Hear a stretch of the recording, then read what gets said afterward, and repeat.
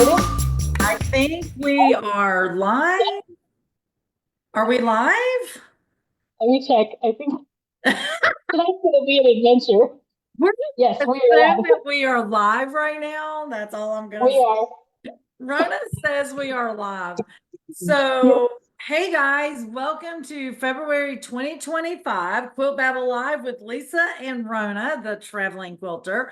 And of course, Rona is traveling. She's not at her home in Indiana. Where are you, Rona? I am back in Nevada once again. I keep coming back and forth. Yes, and we actually just got here. We've been driving for 4 days across from Indiana to Nevada, and normally it's a 3 day trip. But wow, with if anybody is anywhere in the middle part of the country, they understand the storms and the ice, and yeah, it was pretty bad. All the things, all the All things. the things. Well, and two, I just want them to know that you're not at home because you do kind of sound like you're in a cave a little bit. I don't know if your microphone is muffled or what, It's but she lost it's because internet. it's the headset. Yeah, she lost the internet 2 seconds before we went live. So thank God she's back on the internet and thank God we're here. So all the things. And of course, right before we went live, she goes, "Where's Steve?" And I'm like, I don't know. So we don't even have the man behind the curtain tonight. Um, No, it's all good. It's all good.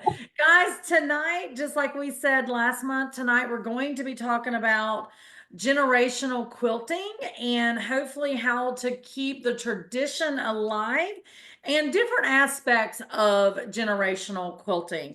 So I'm pretty excited about this topic.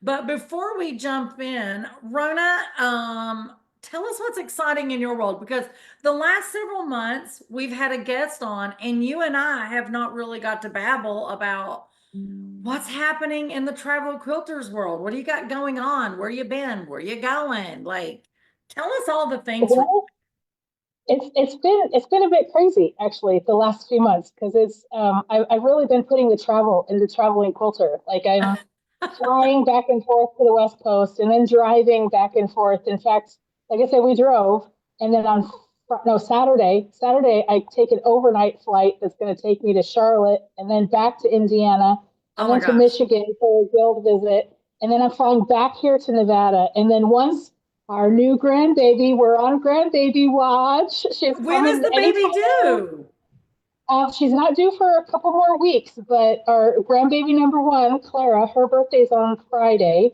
So Oh, the okay. 21st of December, right? Yeah. And then so the baby number two can come at any time. So that's why we're out here in Nevada. Yeah. So it's crazy. Absolutely crazy. But we have um 2026 two tours going and we've got a cool retreat in North Carolina coming up. There's the retreat happening in Missouri Star next summer. Oh my gosh, just crazy stuff. I'm echoing with you. Are you, is your volume up? Or is it me?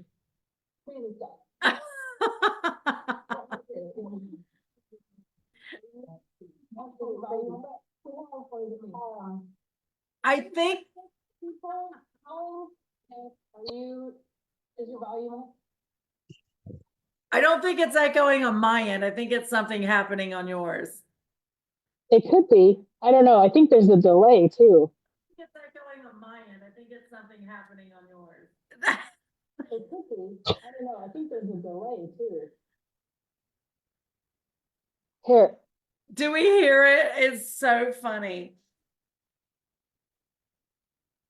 for Hold those of on you a that don't know, second. Let's I'm on my cell phone, and I've this setup is new to me, so I have no idea. Like I said, tonight's going to be an adventure. And where is Steve when we need him? So I have no idea. Like I said, tonight's going to be an adventure. Oh my God. I love it. I love it. I love it. Yeah, I don't know what to check. I'm not even looking at the camera because I'm trying to look at the computer to get it to stop. It's so funny. I don't think it's echoing on mine to get something happening on yours. I don't know. I think there's a delay too. Yeah, yeah, something is reverberating back and forth. I love it. I love it. Now, are we normal? I think so. Can you hear me okay? I absolutely love it. So Quilt Babble actually had Babble. I'm just saying, it's fabulous, absolutely fabulous. So that's like tons of travel, and you are putting the word traveling quilter like supersized. Oh yes, yes, it's crazy, absolutely crazy, but a good crazy, lots of fun. I even have a Zoom guild meeting in Canada at the end of next week, which I'm super excited about. So this is my first Canadian guild. So yay! I was getting ready to say, I didn't know that you even did Canada. Oh, I'll do guilds all over the world. I mean, that's what Zoom's for, right? Well, I know you will. I'm just saying I didn't know you if and you had done Canada before. So that's fabulous. Yeah, not yet. Like I said, this is the first, but it'll be good because it's over Zoom, so we can, chat and everything. It'll be good. Yes, yes, yes, yes. That will be fun. Okay, so Rona, we're going to jump in. And those of you that are watching, thank you for watching us and thank you for hanging out for all the technology fun that you see us go through, always in the beginning. But tonight, like I said, we are going to talk about generational quilting. Rona and I are both going to share stories from our family and our experience in quilting. And then I have some stories to share from some of you guys. Rona, I'm sure you know some generational quilting stories from people. And then I want to talk about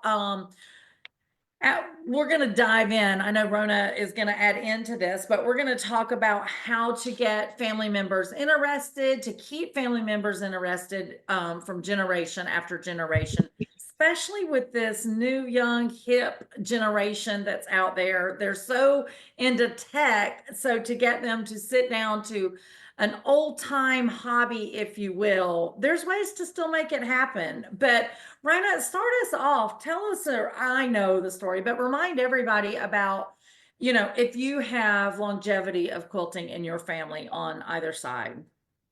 Well, actually, on my dad's side, my grandmother on my dad's side, she was a quilter and she made all kinds of quilts and quilted wall hangings and clothes, and she made all kinds of stuff.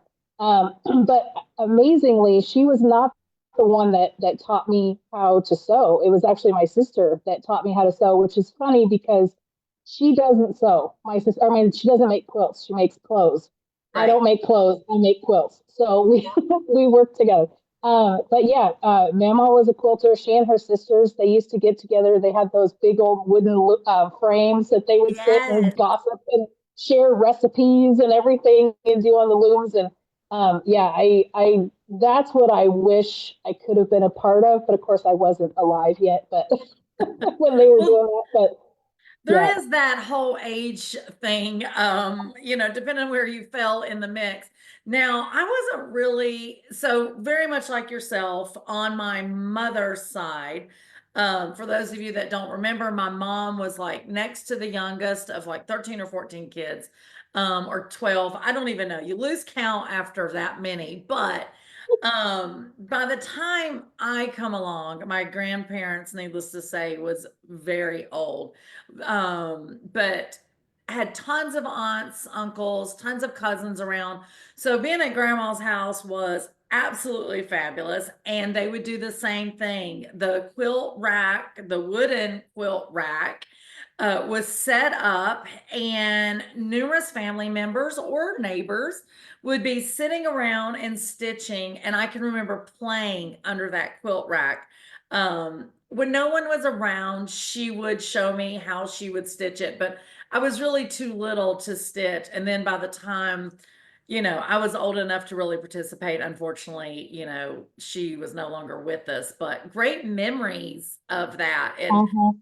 when you're little and you see the like you were saying, the chats that is going on in that environment and the laughter and the tee hee, you want to be a part of that. Even as a little kid, Yeah. you want to be a part. And so for me, like I think that's why I was so interested in sewing. I just wanted to be like my aunts, my grandmothers on both sides. But my mom now, she did make a few quilts, but she did mostly clothing as I was growing up. Like, I can't even imagine. Yeah, I'm not that's the other side. Like my adopted family side, Rhoda does all kinds of sewing, and she actually does quilting, but hers, she sticks to very basic. Like I try to get her, I'm like, come on, I could teach you applique, I could teach you all this other stuff, and no, right. she's good within her zone, so that's good. But now that I'm older, like my mother-in-law is actually watching right now. Hi, Lynn. And she's a quilter as well. In fact, a real quick funny story during COVID, I got Uh, yelled at by my brother-in-law because my mother-in-law left the house and went to Walmart to get fabric because she saw something I was making. And so he said I was a bad influence because she went out during COVID. I'm like, hey, that's not my fault. oh, hilarious. Hilarious. You were talking about But who's yeah, watching. Hello to Lynn, and Scott Flanagan is out there. Um, And then, of course, he said, yeah, sounds good now. No extra sounds because God knows we had some.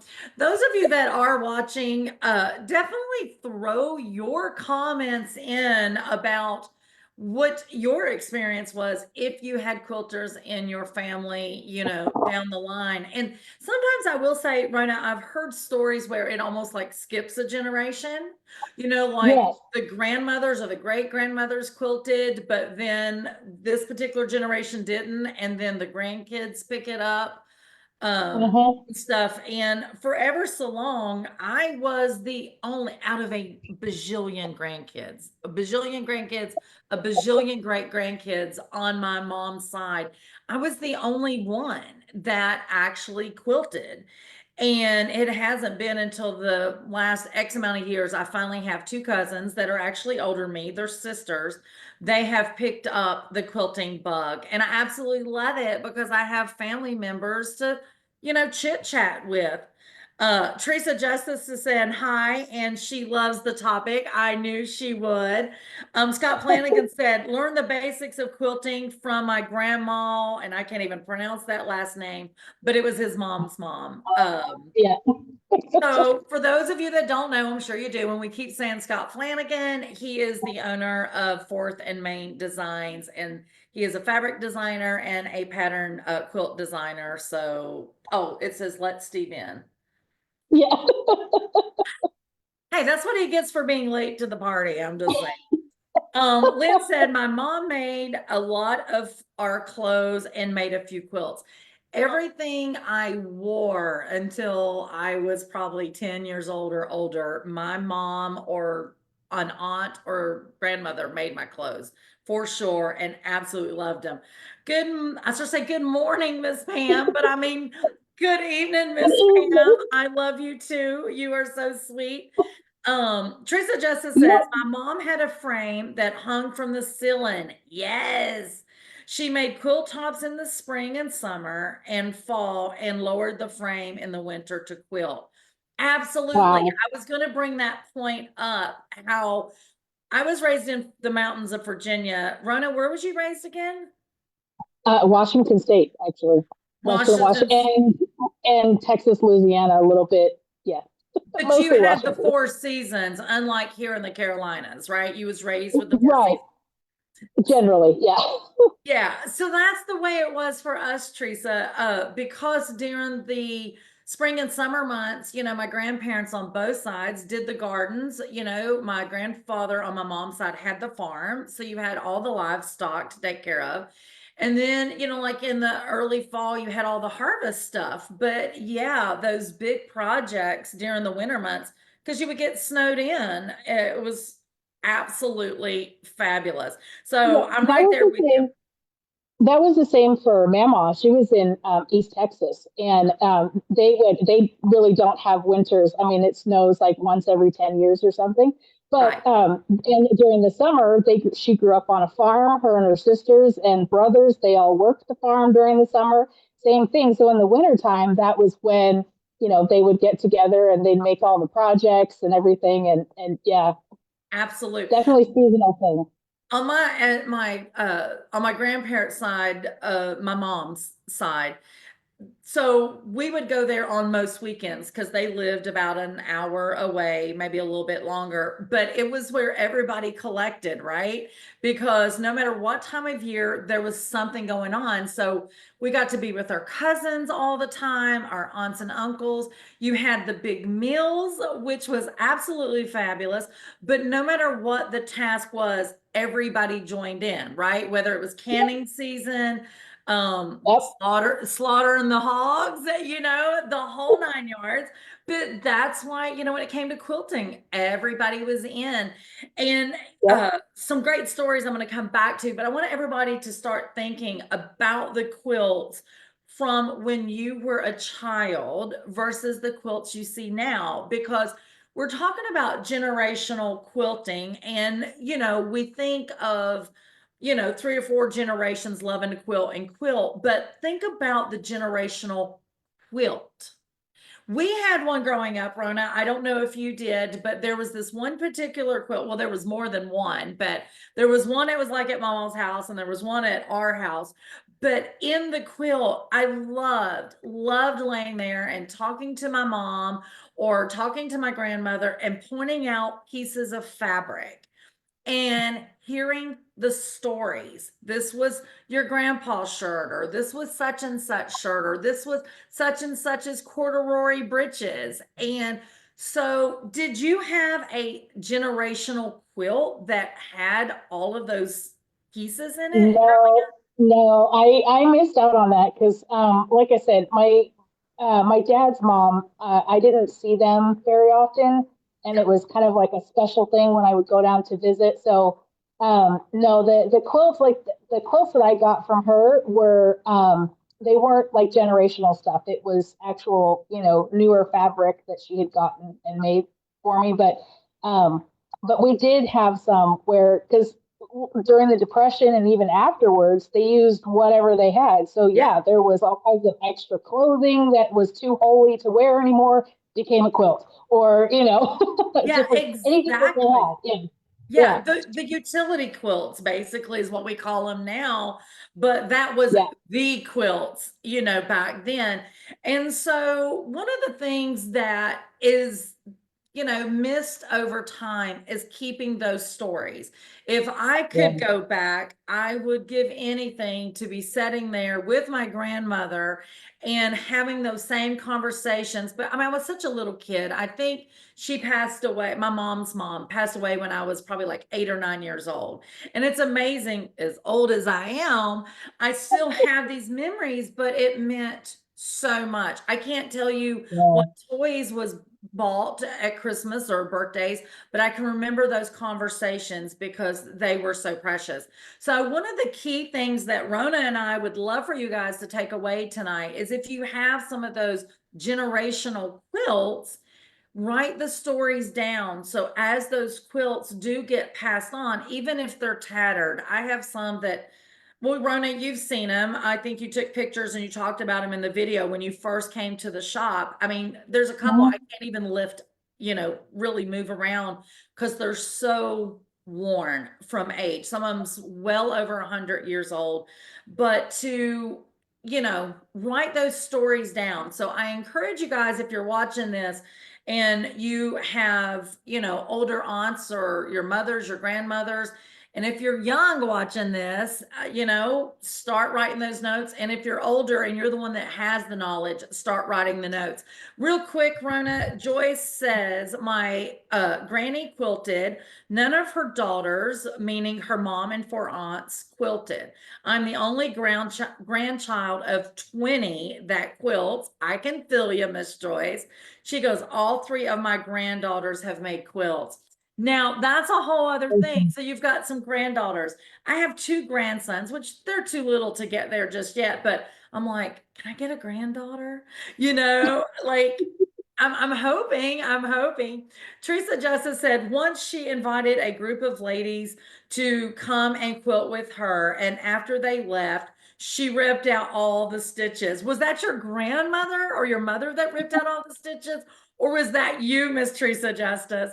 I think that is so funny. I love these stories. I love these stories. You know what? That made me think of one real quick. So Yeah. there was one of my students. She was with me from the very beginning when I was teaching at Joanne Fabric. In fact, I just got an email from her the other day. Miss Roberta, absolutely love her. And her granddaughter would come to visit her in the summertime, and so she would bring her granddaughter to the classes. And so like I even brought in. We were doing free motion with the Westerly rulers Yes. and on a domestic machine. And I mean, she just plopped in there and she was having the ball. And I loved it that Roberta gave me an update and saying that her granddaughter is still quilting. And I I absolutely love that. It gives me chills. I love it. Absolutely. And, that's a point that we're definitely going to get to later about how to get the generations to continue. Joy says that they're in Hot Springs around Arkansas. Christy Lang says, my great grandmother on my mother's side quilted when we were literally, she said, sold the farm. I had found 2 blocks and I still have them. She goes, my parental, grandmother and my aunts, yeah, thank you, paternal, sorry. I can say parental, they probably yelled at her. My aunts quilted, and dad was one of 12 kids. And Teresa said that it was her mother that ripped out the stitches. I love it. I would probably be guilty of that so much, so much. But definitely in regards to the older quilts and even quilts that you're making today, guys, do the stories. That's so huge because, I'm sitting here saying, at this point, I don't have a granddaughter, which it still could happen, but my son's got 2 kids. So yeah, no, hopefully no more, but, a granddaughter or something, but you don't know even once we're gone, just like you were saying, Christy was saying, selling the farm and finding those things. And Rona, you were telling me a story on one of the other babbles of when your grandparents had moved, they had found some of your artwork or something that you had written. Remember up in the bookcase that you had hid? I can't I remember don't what it remember was, that. but the There was an moral. Easter Christmas present that was Oh hidden, yeah, a but Christmas present. That's what it was. yeah. That's what it was. But the moral of the story is, once we are gone, there's going to be things that are going to be found, and you never know what generation finds them. And if the story's there and they can connect with it, or they're wanting to feel closer to you or to that, great aunt, great grandmother, whoever, that might be what sparks the interest. So definitely document the stories. You were talking about involving the family. I think that is huge. And definitely, if we want to see the quilting craft continue generation after generation, we do have to start them young, like you were saying, Rona. It's a great encouragement. So we were talking about earlier how a lot of times it seems like it skips a generation, and Yeah. I won't lie. My granddaughter is only 2; she'll be 3 on Friday, and I can't wait to like a couple more years, and I already got the machine ready and waiting. Let's just, but She don't another even know way. what's waiting on her. No, not yet, no. But no, another one is my son. So I homeschooled him for his high school career Yeah. for several reasons. But he kept thinking that he was bad at math. In fact, he would tell me that he was bad at math. Mm, And I kept telling him, you're not. You need to figure out how you learn. So that's what we did. He had a terrible time with fractions. So I said, mm, you know what? Let's make a quilt. And that's what we did. We figured out a design, and then we calculated exactly how much fabric that he needed. We went to the store and bought it. We figured out all of our seam allowances, did everything from scratch, and did all the math. And you know what? It was his absolute favorite quilt. I quilted it for him, but he did everything. He cut all the fabric, made the top, and everything. So there's lots of different ways that you can incorporate it into people's lives and your kids' lives. absolute. I don't remember who it was, but there was a teacher that came in the shop, and she was telling me the same thing, that some kids were struggling with math, the fractions and stuff. And she came up with the ideal. They did a paper quilt, Yeah, but yeah, that was how she was teaching math, because it was something that they could relate to and then go home. I think part of the yeah. homework was go home, look to see if there's a quilt in your house, and start, trying to figure out, some of the math to it. So yeah, we laugh in the store all the time. Some of the ladies will come in and they'll be like, I need binding, or I want to add this board or that board, I don't know. And then you'll ask them, well, what is your pattern to say? And they're like, I'm just making up as I go, but I don't want to do the math. I don't want to do the math. So let's talk also, Rona, about if there is the generational quilts that you have in your family. Let's talk real quick about preserving those. We talked about creating the stories and that kind of stuff, but what is your method for, say, preserving or storing those delicate treasures? Well, I don't really have, well, I have one that is older. And it is, I know that it was made by somebody in my family, but unfortunately, the people that would know are no longer here. So I don't know who made it. And like you're talking, I wish I had those stories to connect it. Yeah, But so the one thing we have, um, eventually I will get my grandmother's hope chest and they'll probably go in there. But right now, I have, the boxes, not plastic, but boxes in my closet that I keep them in away from sunlight and all of that because I know plastic is bad and sunlight makes them fade. So, in absolutely. mothballs, depending on where you live. Yeah, and folding them on the bias helps, or being rolled helps, versus Right. a true traditional, fold, because it will put creases and it'll break down the batting, Yes. it'll break down those fibers in those folds for sure. And then I Yeah. actually keep mine in pillowcases. That way they're Yeah. still That's a getting good way some too. air. Yeah, absolutely. So for And those then that are also, watching, how do you keep your quilts? Go ahead, Rona. oh, I was just gonna say because you were talking about folding them. And if you do fold them, like to put them in a pillowcase or whatever, every once in a while, take them out and refold them in a different way on, Absolutely. so not they're not on the same creases. Yeah. And Oh, like and I if said, you fold want to on the roll bias. them, yeah, and if you want to roll them, those pool noodle things, those work really well. I use them Abs too for my show quilts. Yes, you do. I've seen that. I have definitely seen that. So yeah, all of those is great. So keeping the family members interested in quilting, of course, is all about the process and keeping them engaged, making it fun and relevant. I've got a few things, talk points for us. I think we've already mentioned the first one, Rhona, which we said start them early. I mean, Uh-huh. you're never too early. My grandmother on my dad's side literally had me crocheting by about age 2 or age 3. I mean, I can remember learning to crochet before I ever went to kindergarten. So definitely start them early. Scott says his is all folded and stacked all over my house. No rows, no bias, no pillowcase. And also, Scott, go ahead and say probably no binding. We already know. We already know Scott and he doesn't like to bind, so he just serges the edges. That Hey, is it works, hilarious. right? You know, It's funny. Oh, you were talking about starting them young. And you don't necessarily have to put them in front of the sewing machine and give them a project. Like you were talking about sitting and watching.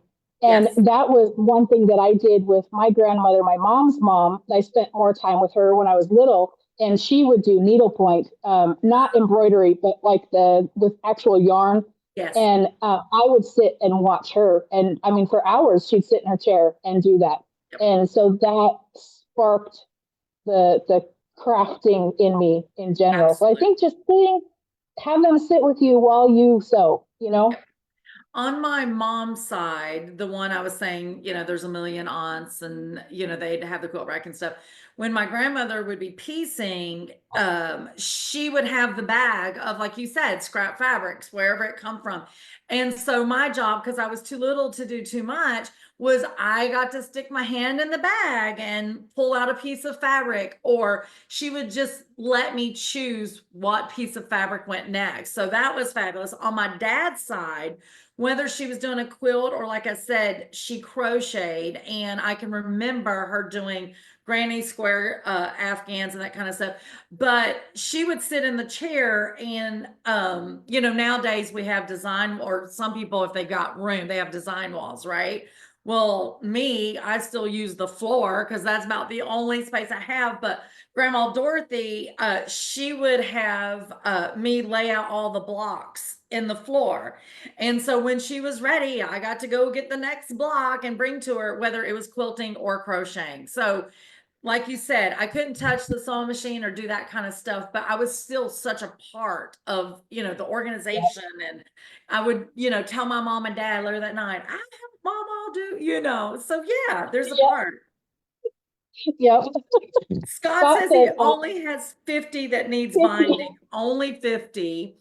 He also says, I have lots of honorary nieces and nephews. I'm teaching them to quilt. That's fabulous. Says all have place in the county or state fairs. That is a good way to get them interested. I forgot about that. yeah.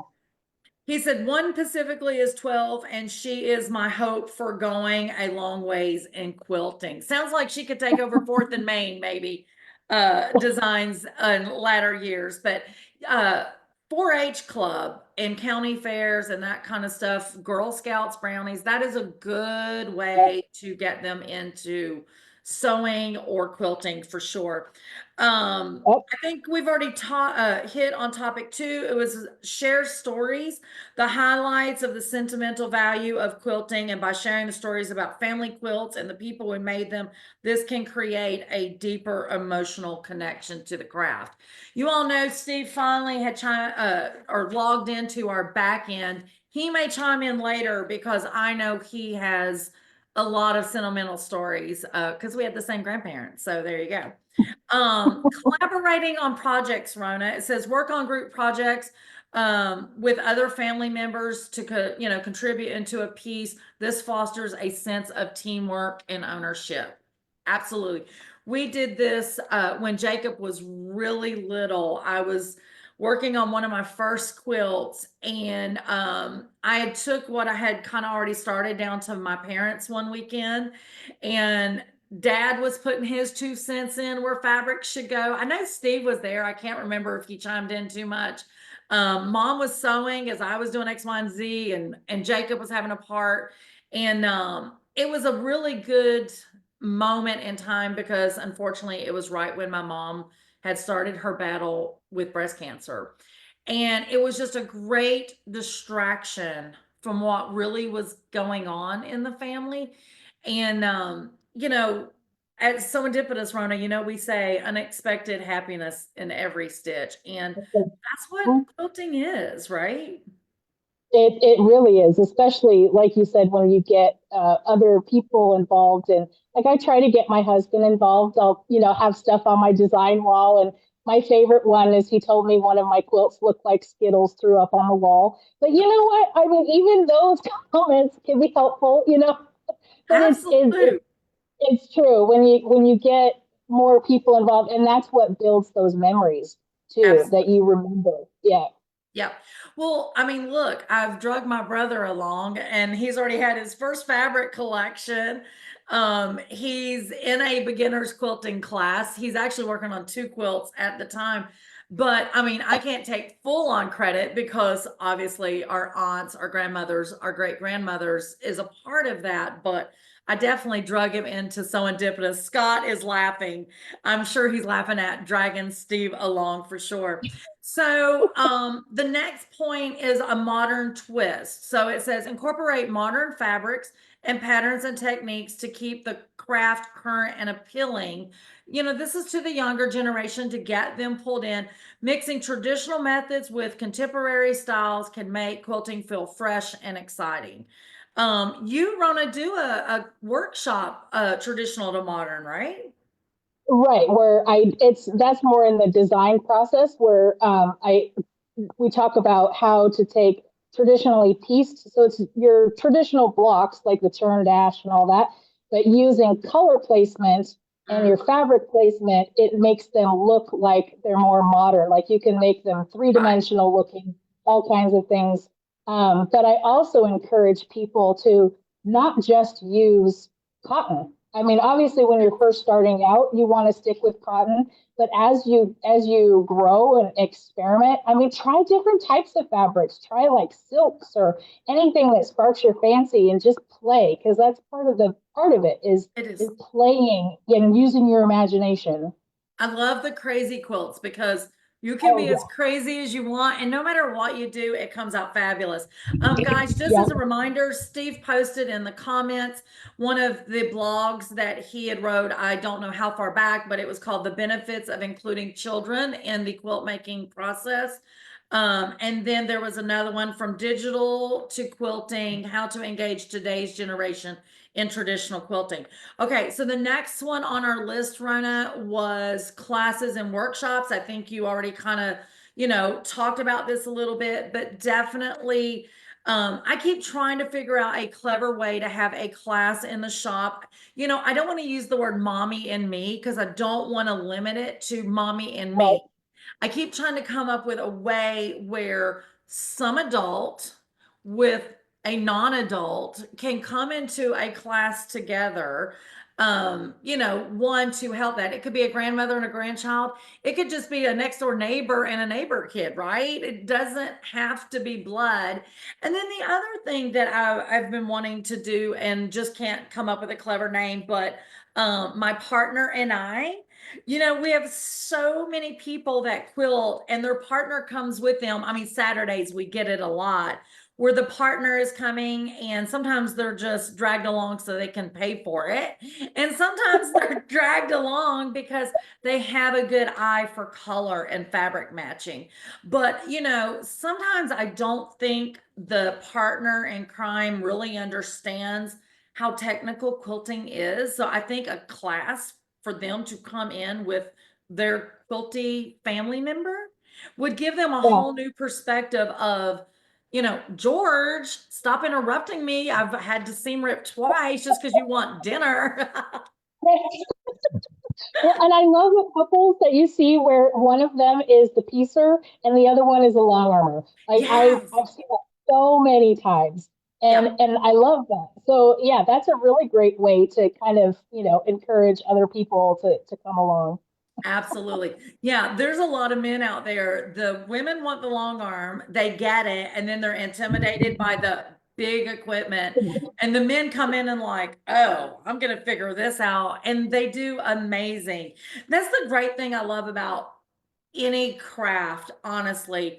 It is so gender neutral because it is about creativity. And Mhm. people sometimes think it's a woman that quilts, or, it's so not the case. Some of the best quilters, some of the best crocheters I know and knitters are guys, artists, with their little Mhm. acrylic paints. I think every babble we bring up good old Bob, from PBS and his little colors Yeah, that yeah.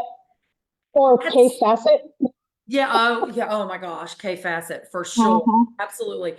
Scott says, I always tell people to put their kids in front of their good sewing machines with all the bells and whistles. One, kids love tech. You're so correct. Number two, you can slow the speed down. That is one of my selling points. Yep. And Yep. teach them to use the start and stop button instead of the foot controls. So true.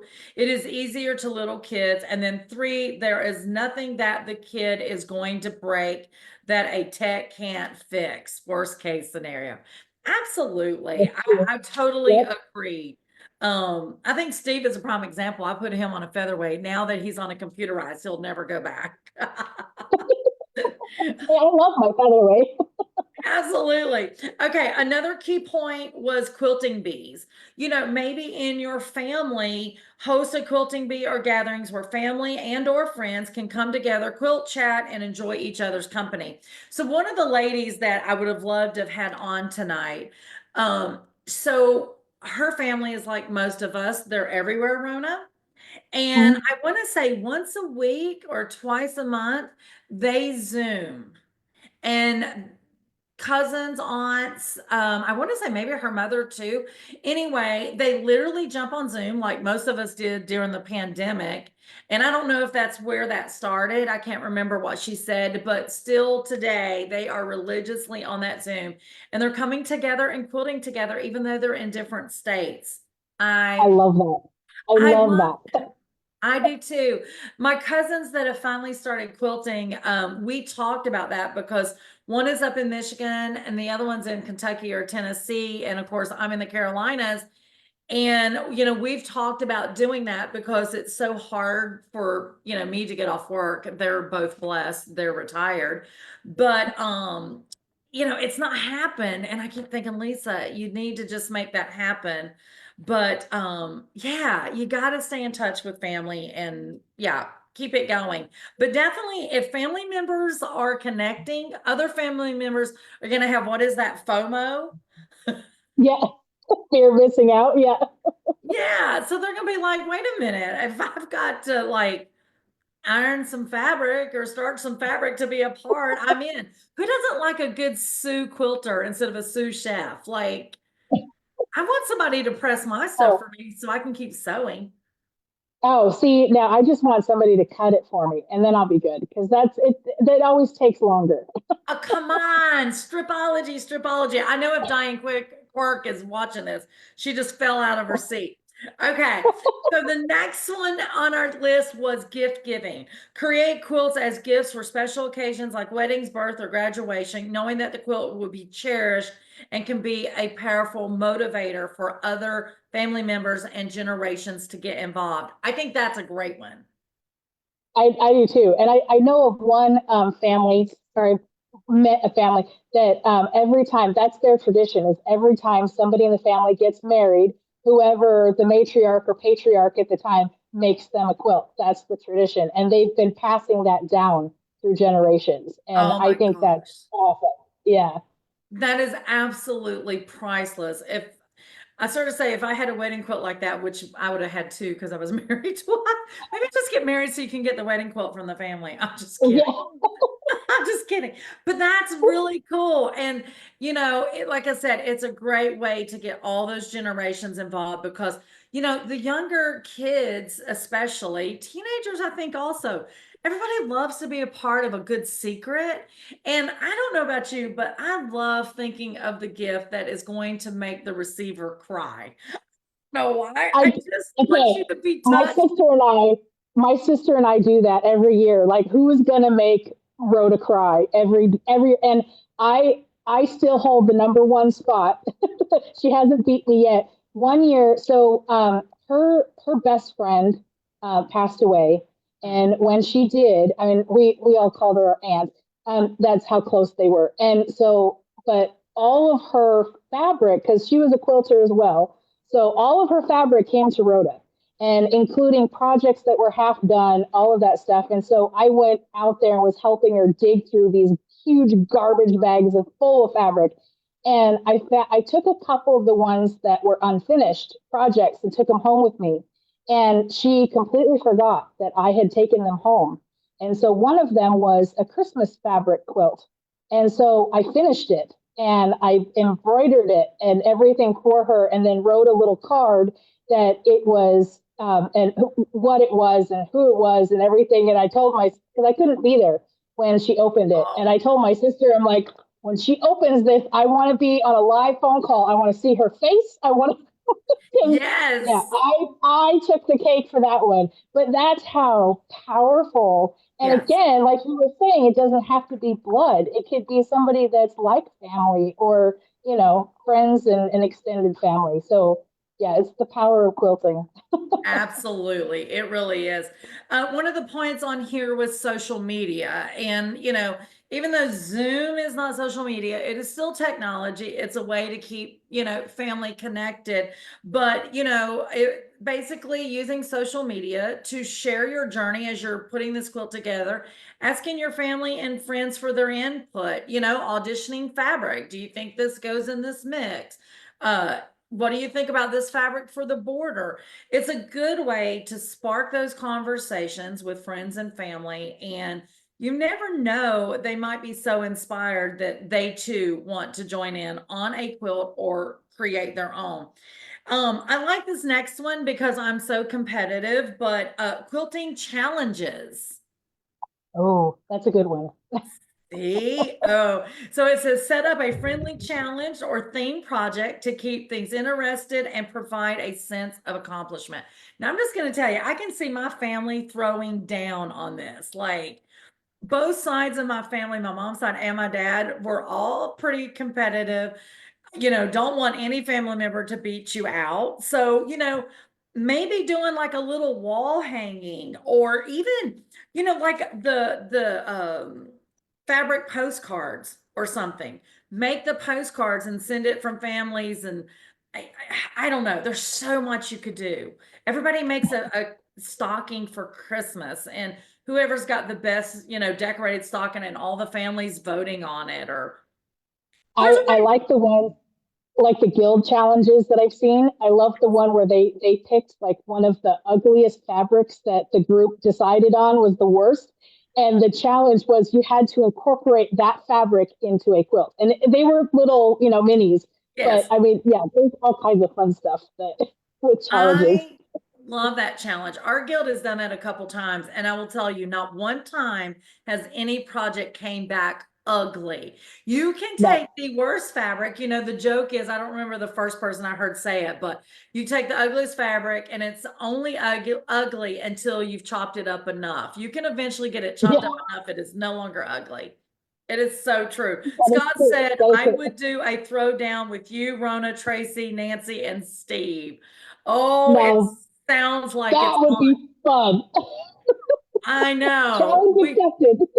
I know. We need to definitely come up with a challenge. And then, of course, that could be a whole babble in itself for Oh sure. yeah. Yeah. Okay, so the last one on my list to keep family members engaged and get them interested in quilting so you can continue generational quilting. And after I do this one, hopefully Steve will pop in and maybe tell one of his stories.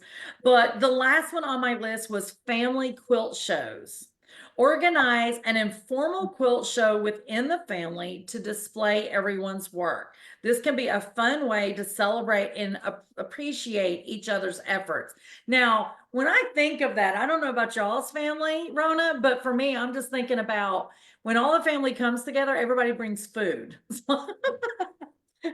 The informal quilt show would be just a part of it. I'm thinking, okay, I want some of the food, right? Yeah. Well, you could Unfortunately, do some of my us family first. members, yeah, unfortunately, some of my family members, like my Aunt Pearl, she made really good chicken dumplings.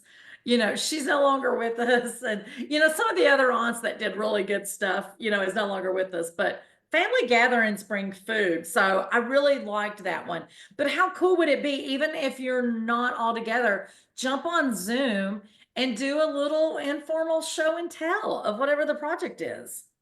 Absolutely. And I love that you can, because it doesn't just have to be quilting. Like if, Yep, like say my sister, she does clothes or costumes, or whatever. If somebody is a needlepoint, if somebody does crochet, yeah, that would be fun. absolutely. Just keeping the creative juices going. But Yeah. I do love that you're pointing out, we are talking about quilting because this is Quilt Babble Live, but we are also talking about the knitting, the crocheting, anything the craft is. And so all the family members can be a part of that. Maybe there's woodworkers in the family. I mean, like different stuff. It's really all about the family doing things together outside of being in front of the TV. Let's be real. And celebrating each other. Celebrating each other, which I don't know. My family, we would probably dog on each other. Okay, I'm not gonna lie, ours would too. But that's I how mean, we show each other love. that's exactly it. It's like one of my friends, if I say, you're such an oaf, and then, be like, what did you just call me? I'm like, oh, it's a term of endearment. Like, Yeah. but my family, I'm pretty sure they would be, yeah, harassing each other forever and ever. And that's the great thing, the memories, right? The stories and stuff. So I cannot believe we have babbled down to we've only got about 10 minutes left. Steve has not given me the red flag, but hopefully he will chime in and give one of his stories of, perspective of generational quilting or a generational quilt. And the one thing that we didn't talk about tonight, Rona, is Steve says red flag having Right. technical issues. One of the things we didn't talk about tonight, but I do think is important in this topic, is heirloom quilts. Yeah.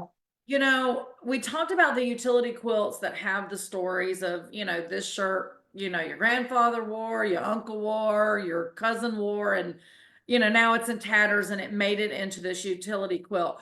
But there is some, and Teresa Justice, if she's still watching, I feel like every quilt she does should be an heirloom quilt because Yes.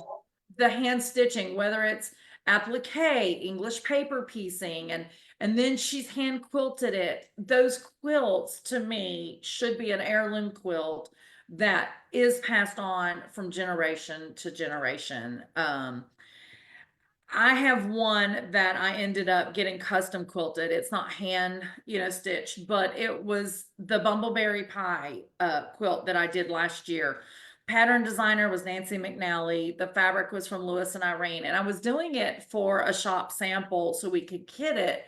And I don't know if any of y'all have ever done a Nancy McNally quilt, but there's some effort in it, right? It's a very traditional quilt.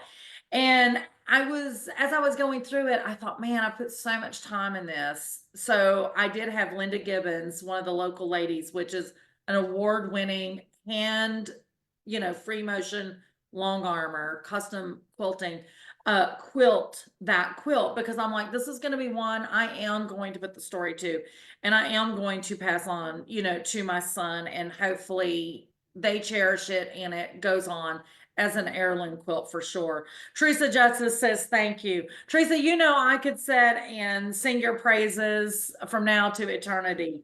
We love Teresa and her quilting and everything. We Teresa's do. amazing.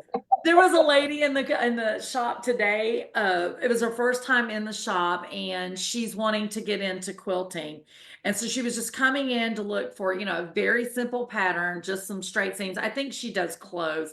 Anyway, she walked past the classroom and the curtain was open and she can see in. And there's this quilt that Teresa has allowed us to hang, and I keep pretending it's not there so she don't ask for it back. But it is absolutely amazing. I think it's a Katrina Hedgemichael pattern, if I remember.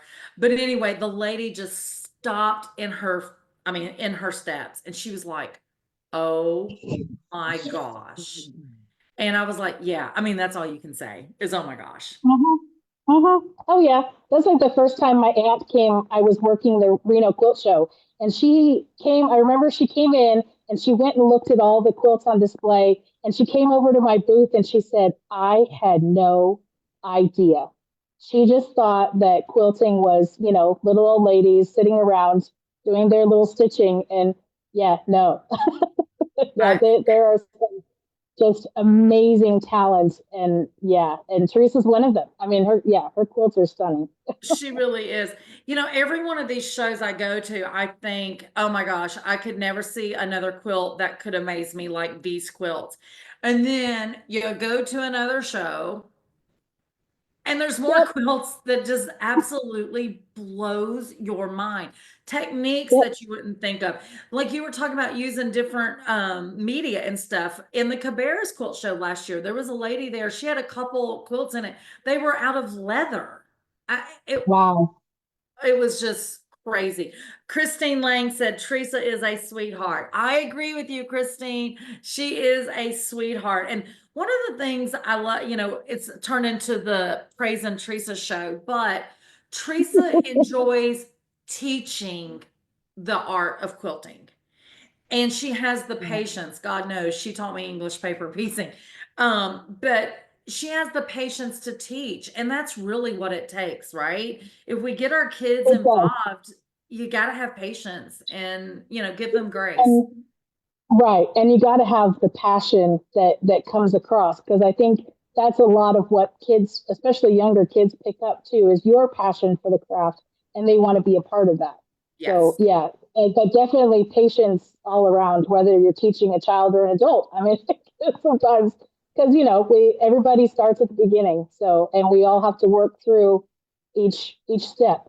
Yeah, I have found not, we're talking about patience and teaching someone, but one of the things in every beginner's class I've ever taught, and then just quilters coming into the shop, is learning patience with yourself, giving yourself grace. Yeah, The first thing, these quilters will come in and they will show and tell, whatever they're making. Sometimes they want to, and sometimes we peer pressure them to show us. But hey, when they see, the first thing they do when they start opening it up is they instantly start pointing out what they did wrong in their eyes. yeah, And yeah. you got to give yourself grace as well. Teresa says, well, this has certainly been an uplifting show for me. Well, it is all true, Teresa. You deserve it. Scott says, a big belief of mine is, and then he's got in quotes, a project is only hard if someone tells you it's hard before you begin. That's right. And most of the time, Yeah. it's us telling us, oh my God, I don't know if I can do this, right? It's oh yeah, and in my classes, because like I said, when I started teaching very beginning classes, learn to quilt, and I would always tell my students that don't point out your mistakes because you're the only one that's going to see them. That's Nobody right. else is going to see them until you point it out. And I also follow the 20-foot rule. If you can't see it from 20 feet away, it's not a mistake. It's fine. I just like the fact if someone points it out, you can always be, oh, that was a design element. Yeah, That's I our meant to joke in put the that shop. there. Yeah, that was a design element I decided to put in. But let's Just be to test real. you. Do you want your quilt to look like everybody else's quilt? I mean, even, yeah, I mean, put your own flair to it. And hey, if your flair is a big old oopsie oopsie, That makes it unique and that makes it yours. exactly, exactly. That's the love that goes into the quilt. And I feel like I know myself when I was a child and would be sick, staying home from school or whatever.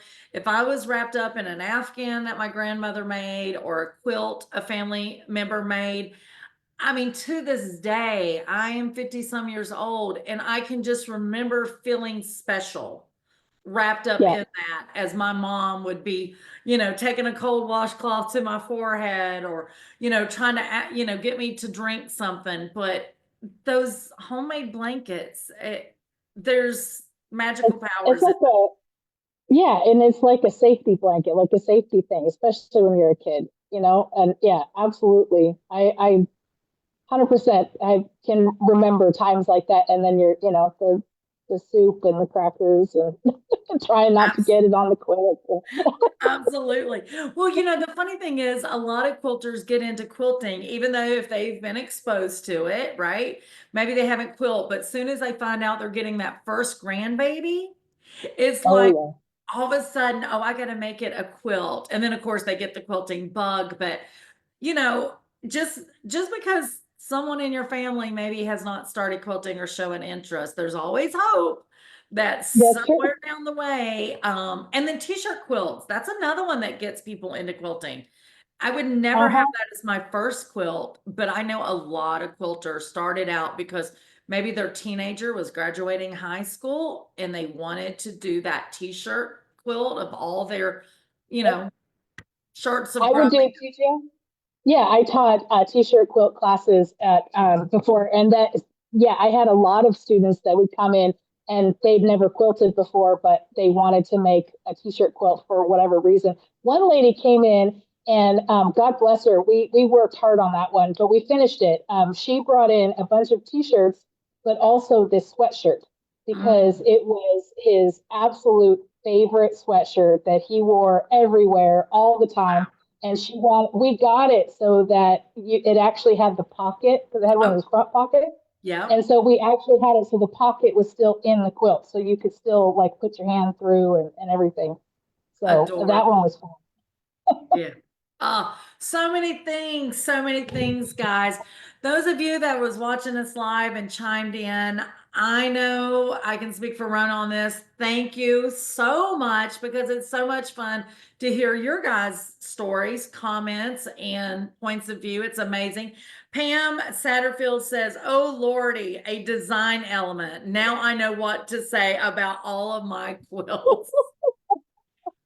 Use it, Pam. No one will be the wiser. They will think you're the No, greatest thing ever.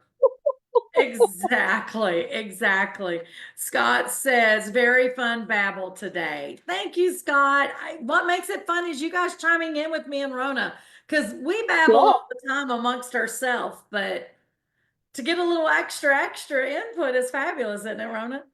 Oh yeah, and hearing all the stories, we love stories. I mean, I could listen to people's stories all the time, especially about quilting and family. So yeah, all about it. Absolute, absolute.